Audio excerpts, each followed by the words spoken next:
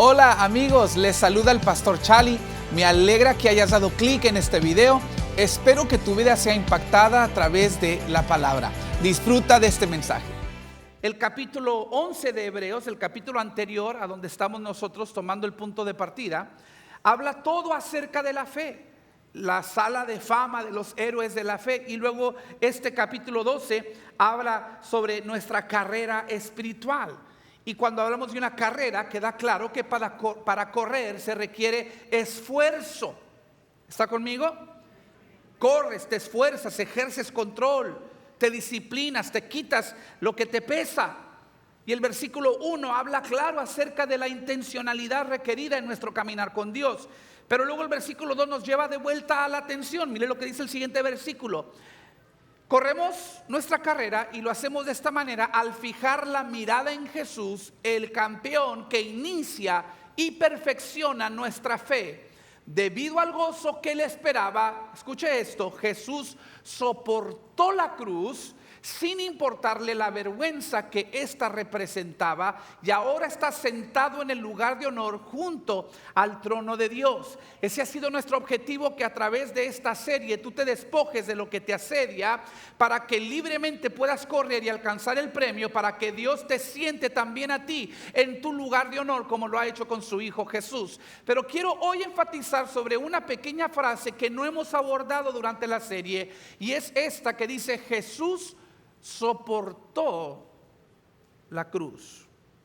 Jesús soportó la cruz. Nuevamente, correr requiere esfuerzo. Diga conmigo, esfuerzo. Pero aparentemente también hay partes de nuestra carrera que requieren perseverancia. Hay que soportar. Diga conmigo, soportar. En otras palabras, parte de tu caminar con Cristo, ciertamente tienes voz y voluntad, pero habrá otras experiencias en tu caminar espiritual en las que no tendrás el control total de las cosas y tendrás simplemente que soportar el dolor, aguantar la vergüenza. Tendrás que simplemente perseverar. Y es la tensión en medio, cuando no sabemos si debo actuar o debo esperar, si debo confiar o debo poner manos al asunto. Es en medio donde se crea esa tensión, porque no sabemos hasta qué grado tenemos el control. Yo quiero hacer aquí una pequeña encuesta. Me lo va a mostrar con la mano y hay que ser bien honestos, porque estamos en la iglesia. Tengan temor de Dios, por favor, ¿sí? Yo quiero que levanten la mano todos aquellos que pueden admitir: pastor, yo soy un controlador. O sea, yo tengo problemas con el deseo, la obsesión por el control. A ver, levanten la mano todos los honestos que tienen la fuerza de decir, déjala alzada. Todos los que se consideran controladores. Ahora, hay algunos de ustedes que no levantaron la mano y estás codeando al otro. Levanta la mano. Tú tienes problemas de control también, porque hasta eso le quieres controlar. ¿Estás conmigo? Están unos así. No, tú también tienes problemas, mira. La verdad es que todos deseamos el control hasta cierto nivel, y nuestros hábitos diarios, semanales y mensuales nos dilatan.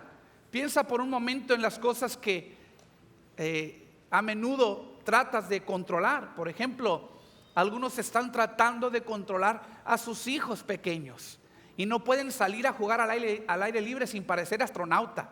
Digo, les pones casco, rodilleras, arnés, mascarilla, para que no se vayan a lesionar.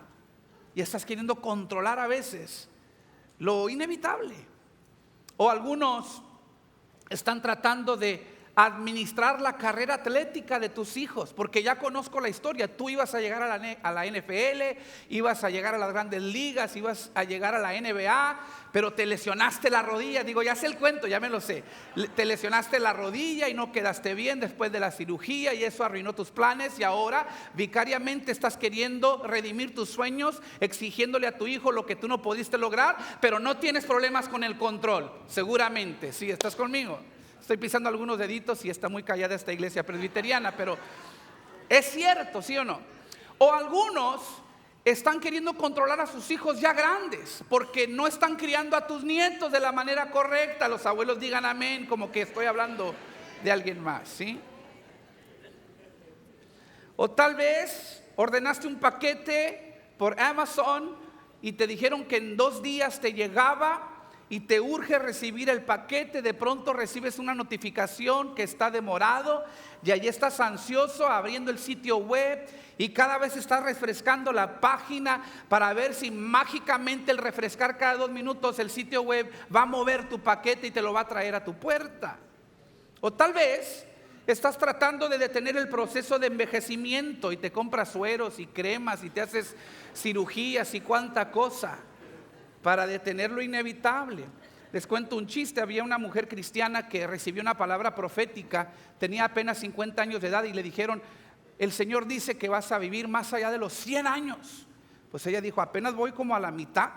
Entonces esa misma semana se fue al hospital y se hizo una cirugía de cuerpo completo y cambió su imagen y tardó semanas en recuperarse. Cuando ya iba rumbo a su casa estuvo en un accidente automovilístico y murió.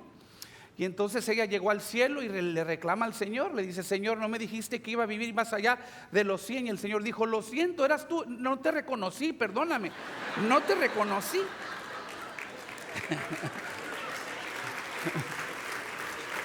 Ahora, está bien reírse de una historia graciosa, pero la realidad es que muchos de nosotros estamos tratando de controlar lo que no podemos y por ende nos metemos en problemas porque estamos tratando de ayudar a Dios, o peor, de jugar el papel de Dios.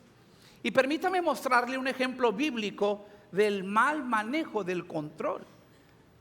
Dios le había prometido al patriarca Abraham: tú serás padre de muchos pueblos o de muchas naciones. El problema es que cuando Dios establece este pacto con Abraham, Abraham no tenía ni un solo hijo. ¿Cómo voy a ser padre de muchas gentes si no tengo ni un solo hijo? Pero en ese momento Abraham le creyó a Dios. Romanos 4 dice que le fue contada por justicia su fe. Él creyó la palabra de Dios. Si Dios lo dijo, yo lo creo, y si yo lo creo, Dios lo hago. Y él se paró firme en esa promesa por un ratito. Pero pasaron semanas y pasaron meses, ¿y qué creen? Nada. No había embarazo y no había embarazo, y pasaba el tiempo y no había embarazo. Entonces Génesis 16 nos dice esto: ahora bien, Sarai, la esposa de Abraham, no había podido darle hijos, aún después de la promesa, pero tenía una sierva joven egipcia llamada Agar. Entonces Sarai le dijo a Abraham: el Señor no me ha permitido tener hijos, pero ve y acuéstate con mi sierva, y quizás yo pueda tener hijos por medio de ella. Y mire esto: Abraham, sacrificadamente, obedientemente, como todo buen esposo, aceptó la propuesta de Sarai. Por supuesto que aceptó. Ustedes conocen el dicho: esposa feliz, vida feliz. Abraham dijo: todo sea por la felicidad de mi mujer. La verdad es que Dios hizo una promesa, pero el tiempo de Dios no cumplió con las expectativas de Abraham y de Sarai. Así que quisieron tomar el control de la situación, y su mala decisión todavía está afectando negativamente al mundo en gran manera. Agar dio a luz un hijo llamado Ismael. De los ismaelitas tienes a los palestinos, tienes a Mahoma, tienes el pueblo musulmán. El hijo prometido era Isaac, y de ahí tienes a los judíos y tienes a Jesús. Y aquí estamos, siglos y siglos después, todavía hay guerra entre palestinos y judíos, todavía hay tensión entre cristianos y musulmanes. ¿Por qué? Porque tomaron el control en sus manos. Y lo más probable es que tu cónyuge nunca te haga una propuesta semejante a la de Sarai, pero habrá muchas oportunidades en otras áreas de tu vida en que te verás tentado, como Abraham y Sarai, a tratar de hacer las cosas que solo Dios puede hacer. Y te puedes perjudicar, y te puedes sabotear, y puedes arruinar las cosas. La realidad es que Dios no nos dio el control completo sobre casi nada, ni el clima, ni nuestra salud, ni nuestros hijos, ni nuestros matrimonios. No podemos controlar lo que otras personas piensan o dicen de nosotros. No podemos controlar si una recesión económica arruina nuestro negocio o nuestros planes financieros. No fuiste creado, la mera verdad, para cargar con el peso del control total. Eso le pertenece a Dios. Y aunque no nos dio control sobre casi nada, en casi todo nos ha dado agencia y voluntad. Entonces, durante el resto de nuestro tiempo juntos, quiero ayudarles a aliviar la tensión. Quiero ayudarte a determinar cuando necesitas esforzarte y correr y cuando necesitas aguantar y perseverar. Cuando esmerarte y cuando simplemente esperar. Y lo quiero hacer con una serie de preguntas. Cuando te veas tentado o en duda sobre qué hacer, hazte estas 4 preguntas. La primera es esta: ¿merece mi preocupación? El asunto es algo que merece mi preocupación, porque la verdad es que muchos de nosotros nos preocupamos por cosas que no valen la pena. Cosas que en el panorama general o que en términos eternos no merecen nuestra atención. Mucho menos que nos preocupemos y entremos en ansiedad. Dice 2 de Timoteo 2, versículo 4. Ningún soldado se enreda en los asuntos de la vida civil, porque de ser así no podría agradar al oficial que lo reclutó. Pablo se dirige a un joven Timoteo con una idea muy clara: somos soldados de Jesucristo, somos el ejército del Dios viviente. Iglesia, yo te digo a ti lo mismo: no se te olvide que eres un ejército poderoso, eres el ejército de Dios, eres un soldado de Jesucristo. Y entonces le dice: no te veas enredado en asuntos civiles.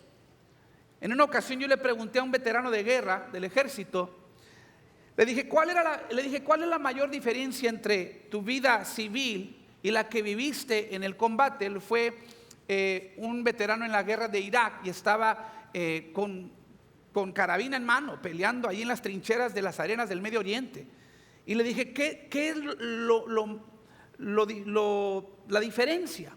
Y su respuesta me sorprendió mucho. Me dijo, ¿me creerás si te digo que la vida de combate es más simple que la vida de civil? Y le dije, ¿así de fácil? Dijo, no estoy diciendo fácil, estoy diciendo simple. Dice, es difícil, pero simple. Dice, porque cuando tú estás peleando en una guerra, nada más te preocupan 3 cosas. Nada más 3 cosas te preocupan: come, duerme y sobrevive. Y no hay tiempo para otra preocupación. No hay atención, no puedes poner atención a ninguna otra cosa más que comer cuando hay comida, dormir cuando tienes un momento para descansar y que no te maten. Y así de sencillo. Dice, y luego yo llego acá después de la guerra, llego a Houston, era de la ciudad de Houston, y me dice, y la primera mañana entro en un debate, porque para comer tengo que escoger entre Denny's o IHOP. ¿Sí? Para vestirme tengo que escoger entre mezclilla o pantalón corto. Allá era el uniforme que me daban. Dice, para dormir tengo que escoger o la almohada suave o la firme. Al despertar tengo que escoger, quiero ir de golf o quiero ir a la pesca.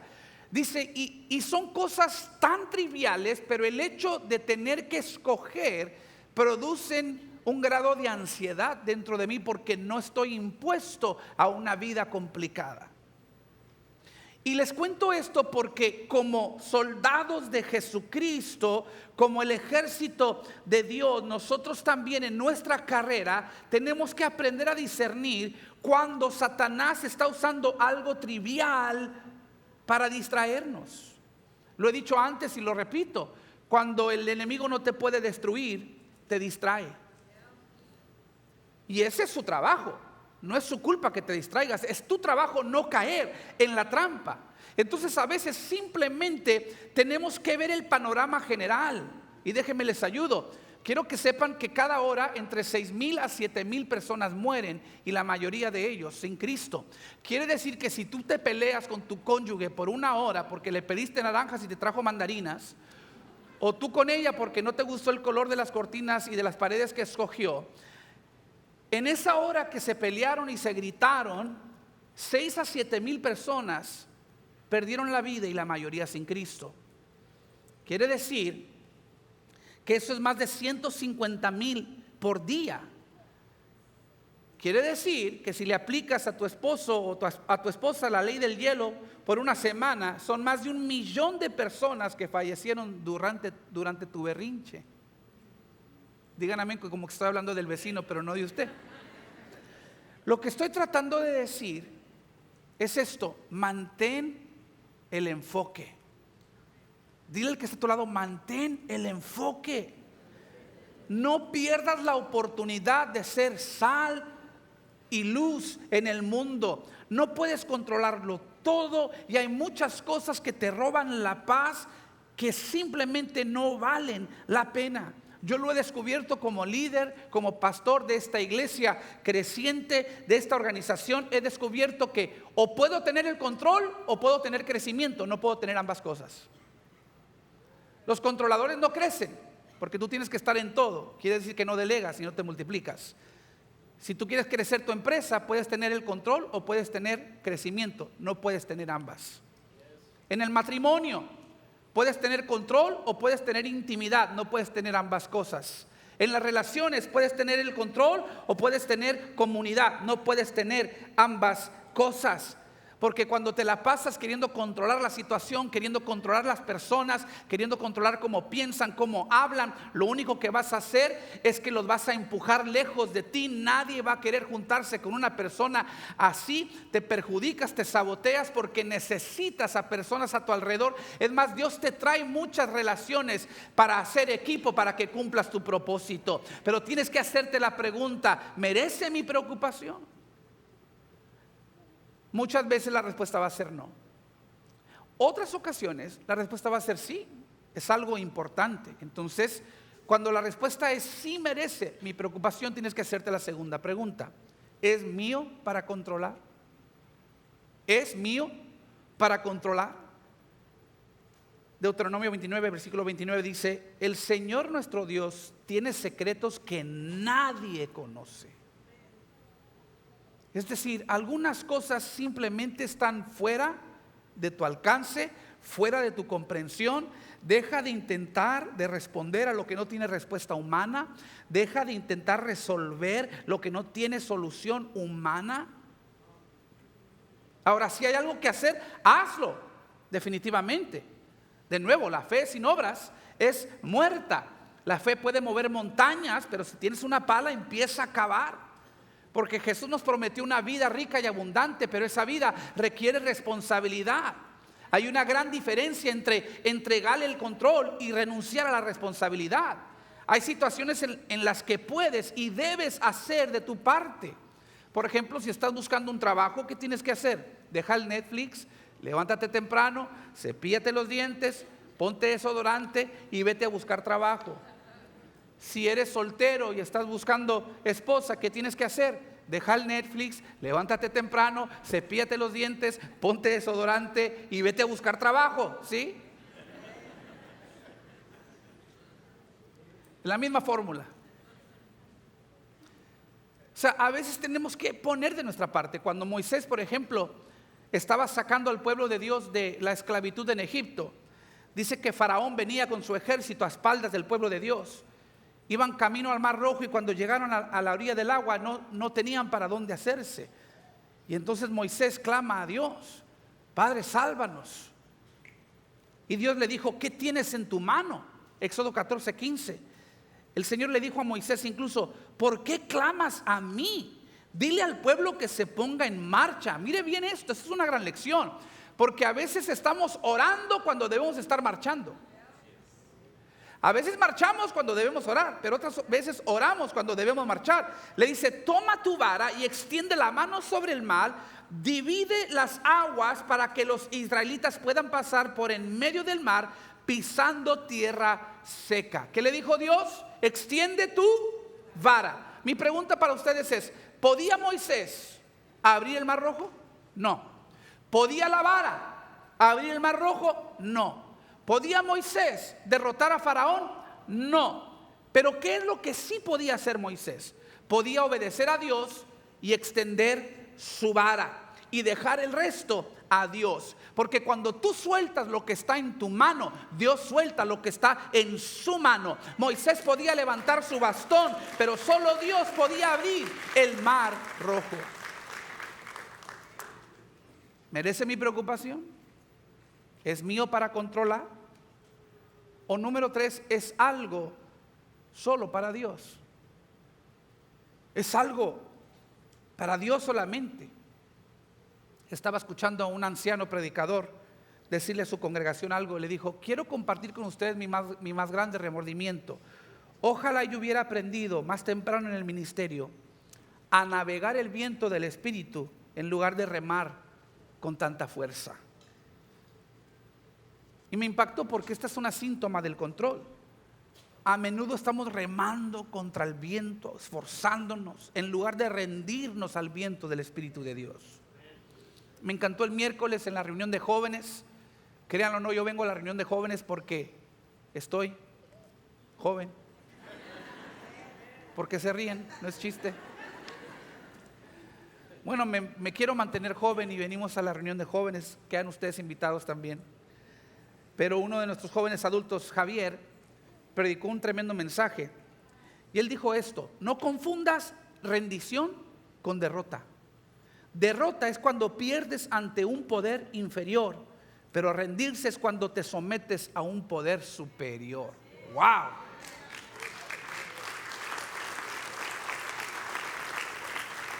Cuando tú le concedes el control al Señor, no estás declarando la derrota ante un oponente inferior. Estás sometiendo tu voluntad a la voluntad de un poder superior. Y Dios, que conoce todas las cosas y que puede todas las cosas y que es tu Padre y que te ama y que ha prometido estar contigo hasta el fin del mundo y que ha prometido que ninguna arma forjada contra ti prosperará, Él va a cuidar de ti. Filipenses 4 versículo 6 dice: no se preocupen por nada, en cambio oren por todo, díganle a Dios lo que necesitan y denle gracias por todo lo que Él ha hecho. Mire, me encanta esto. Le estás pidiendo y te dice Pablo, y a la vez dale gracias. En otras palabras, adórale a crédito. Todavía no recibes la respuesta, pero tú dale las gracias como que ya está hecho, porque tú puedes confiar en la bondad de Dios, que Él escucha tu oración y que va a responder. Y dice: no te preocupes, ¿por qué? Por nada. Y ora por ¿cuántas cosas? Por todo. Nunca, les voy a dar un consejo: nunca insulten a Dios ante una situación adversa diciendo: bueno, lo único que podemos hacer es orar. No lo diga con ese tono, porque está dando a entender como que es el último recurso, cuando la verdad, la oración es poderosa, no es el último recurso, es la primera línea de ofensa. ¿Sí? Ya me imagino a Dios cuando usted dice: ni modo, nada más orar. Dios dice: pues ni modo, nomás me tienes a mí, el creador del universo, el todopoderoso, pero ni modo. ¿Sí? Dijo el filósofo francés Michel de Montaigne hace 500 años: mi vida ha estado llena de terribles desgracias, la mayoría de las cuales nunca sucedieron. ¿Se da cuenta que a veces nos preocupamos por cosas que nunca van a suceder? Y lo comprobó el doctor Joseph Gouy en un estudio de hace unos años. Concluyó que el 97%, escuche bien, el 97% de lo que te preocupa no vale la pena, porque el 85% nunca sucede.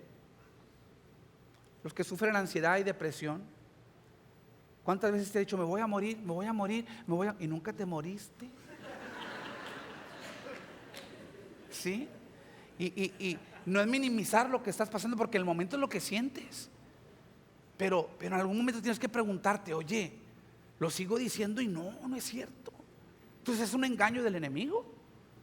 El 85% de lo que temes nunca sucede, y cuando sucede lo enfrentas mejor de lo esperado, o concluyes que te enseñó una lección que valía la pena aprender. Entonces, aun cuando sucede algo adverso, muchas de las veces recibes un aprendizaje que te beneficia y dices, gracias a Dios que pase eso, porque de otra forma no hubiera crecido, no hubiera madurado. Pero muchos de nosotros estamos ansiosos y estresados tratando de ser Dios en lugar de dejárselo a Dios. Solo Dios puede llevar el peso del control. Si tú lo intentas, vas a doblar bajo ese peso. ¿Se puede curar el cáncer? No hay cura. Puedes someterte a quimioterapia, puedes someterte a excelentes médicos, puedes comer bien, pero solo Dios puede sanar. ¿Puedes controlar el futuro de tus hijos? No. Puedes criarlos bien, puedes enseñarles, animarlos, llevarlos a la iglesia, pero al final tendrás que confiar en Dios y orar por ellos. ¿Puedes cambiar a tu cónyuge? Algunos dicen, sí, por eso lo divorcié, pero no estoy hablando de eso. ¿Al que tienes lo puedes cambiar? No, nada más Dios lo puede cambiar. Sus modales, sus costumbres, su carácter, nada más Dios lo puede cambiar.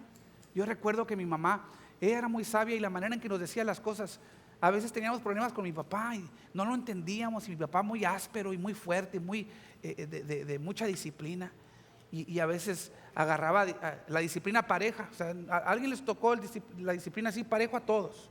Cuando no sabía quién hizo el mal, póngase en fila por si las dudas, y todos, paz, ¿sí? Una vez estaba yo dormido y me dice mi hermano, levántate, papá nos va a dar a todos. Pero yo estaba dormido, pero pues bueno. Y a veces no entendíamos a mi papá y le decíamos, mamá, mire papá. Y él siempre nos decía, ¿qué quieren que haga, hijos? ¿Lo tiramos a la basura?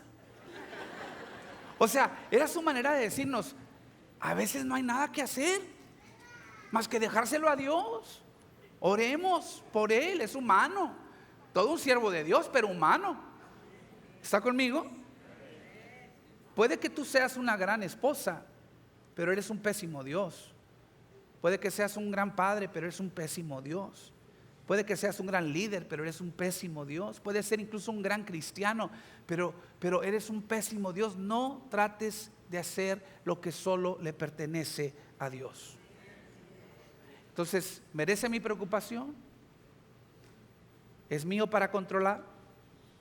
¿O es algo para Dios solamente? Y la última pregunta, si concluyes que es algo para Dios, es, ¿acaso es cuestión de tiempo? Esa es la última pregunta. Es cuestión de tiempo, porque no se trata solo de confiar en el poder de Dios, tenemos que confiar también en el tiempo de Dios.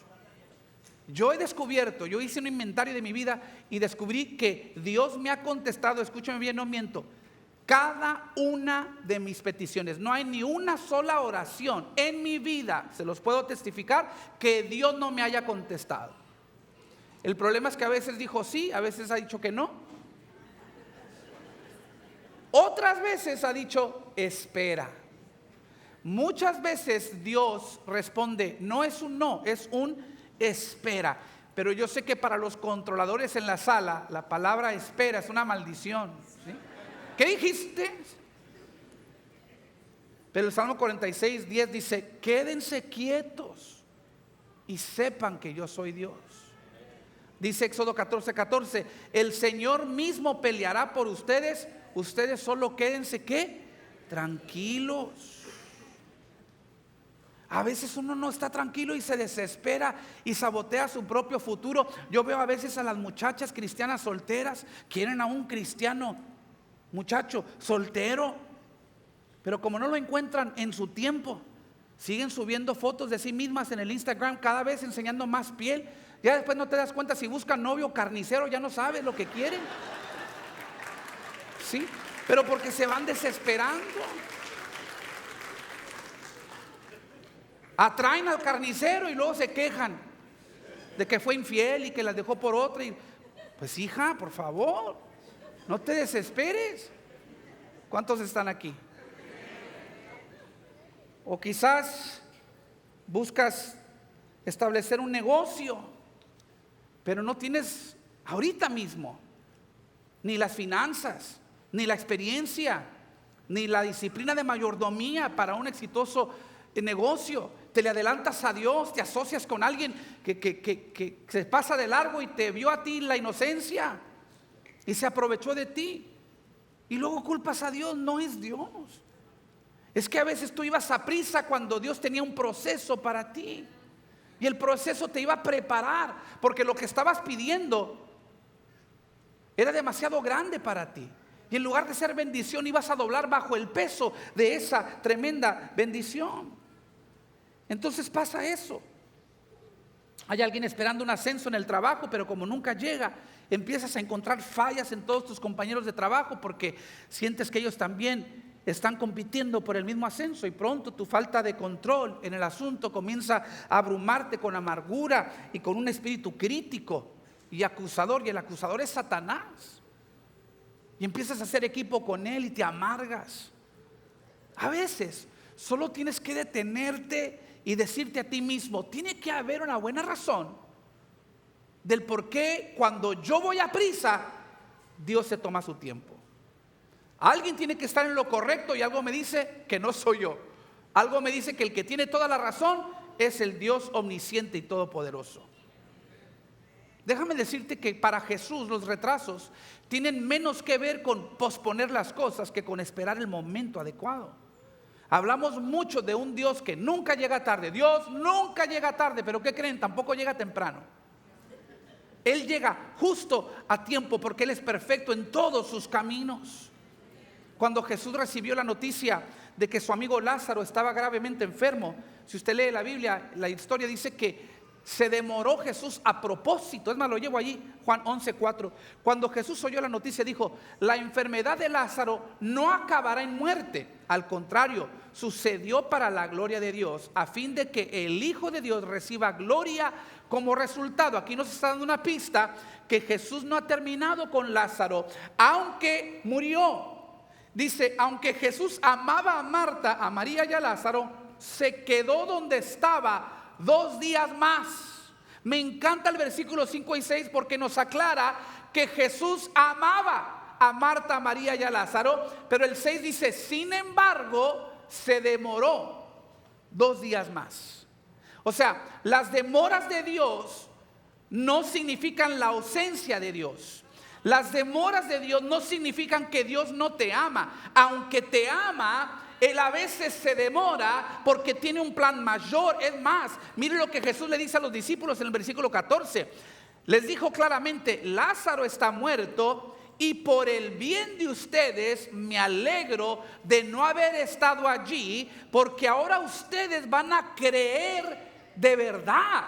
Escúcheme bien, estos tenían ya casi 3 años con Jesús en el ministerio, habían visto milagros y cosas poderosas y gloriosas, pero aún así Jesús dice: hay otro nivel de fe que ustedes no han alcanzado, y yo demoré con Lázaro porque quiero que ustedes verdaderamente crean. O sea, está hablando de otro nivel de fe, como que va a sellar su fe con lo que va a ocurrir. Cuando finalmente llegó Jesús a el funeral, ya era funeral. Mire lo que dice María. Cuando María, versículo 32, llegó y vio a Jesús, cayó a sus pies y dijo: Señor, si tan solo hubieras estado aquí, mi hermano no habría muerto. Allí María nos está diciendo 2 cosas. María nos está diciendo: creo en el poder de Dios. Si hubieras estado aquí, lo hubieras sanado. Creo en tu poder. Pero también está diciendo: no creo en el tiempo de Jesús. Llegaste tarde. Creo en tu poder, lo pudiste haber sanado, pero ya está muerto. No creo en tu tiempo, ya es muy tarde. Pero Jesús, dice la Biblia que cuando vio la tumba lloró. Yo me pregunto: ¿por qué lloró Jesús? Lloró por Lázaro, dicen algunos. Yo no creo que lloró por Lázaro, porque él sabía lo que venía. Le dijo a los discípulos: yo voy a despertarle. Yo siento que Jesús lloraba por los que lloraban, porque sentía su dolor. Y sentía: si ustedes solamente supieran por qué demoré, no estarían dolidos. Y la Biblia dice que con gran autoridad se paró ante la tumba. Es más, María, queriendo seguir controlar la situación, dice: Jesús, quiten la piedra. Y María dice: no, apesta ya. María, quítate ya, María. Cédele el control a Jesús. Deja de controlar la situación. Señor, es que ya apesta. Cállate, María, quiten la piedra. Y la Biblia dice que Jesús dijo: Lázaro, ven fuera. Y exclamó con tanta autoridad, dicen los teólogos, que tuvo que decir Lázaro, porque si solo dice ven fuera, se levantan todos los muertos. ¿Sí? Lázaro, ven fuera. Y ahí salió Lázaro como pingüino, porque todavía venía vendado. Yo creo que cuando lleguemos al cielo, si alguien nos va a poder apantallar a todos, va a ser Lázaro. Porque uno va a llegar contando testimonios: Padre, ¿te acuerdas en la tierra me sanaste del diabetes, del cáncer, de las migrañas? Y Lázaro va a decir: háganse para allá. Qué dolorcito de cabeza, a mí me resucitó. Uno que otro va a decir, a mí también, que estás ahí. No, espérate, hijo, tú todavía cobrabas calor, yo ya apestaba. ¿Se dan cuenta que entre más se demoraba Jesús, más grande se iba haciendo el milagro? Jesús había sanado a montones y Lázaro hubiera sido uno del montón. Y gloria a Dios por las sanidades, pero Jesús quería algo mayor que una sanidad. Él tenía en mente una resurrección. Y yo estoy aquí para hablarle a alguien que hasta has dejado de orar. La petición la dejaste en el olvido, porque dejaste de creerle a Dios. Dijiste: Señor, la fecha de caducidad ya vino y se fue, ya se expiró mi sueño, ya murió mi circunstancia, ya no tiene remedio. Pero estoy aquí para recordarte que servimos al Dios Todopoderoso, que su poder trascende incluso el tiempo. Y aunque la situación esté muerta, y aunque la situación apeste, Él tiene el poder para redimir incluso el fracaso. Él tiene el poder para redimir incluso la demora. Y lo que tú pensaste ya no tenía remedio, Dios dice: si tan solo supieras, me tardé a propósito, porque tengo algo mayor para ti y quiero sellar tu fe, quiero llevarte a otro nivel de fe. Confía en el tiempo de Dios. Si tienes un pulso, sigues teniendo un propósito, Dios no ha acabado contigo. Si lo crees conmigo, di amén. Y dale 20 segundos de tu mejor alabanza al Rey de Reyes y Señor de Señores. Alabado sea su nombre. El altar está abierto. Necesitas que Dios redima tu situación. Ya apesta. Ya no hay remedio quizás. Lo dejaste de pedir, lo dejaste de orar. Pero hoy Dios quiere que quites la piedra. Se ha llegado el tiempo. No se hizo en el tuyo, pero se va a hacer en el tiempo de Dios. Y algo me dice que el Espíritu Santo está aquí para derramar una unción de redención sobre esa circunstancia que ya llegue, sobre ese asunto que ya llegó y se fue.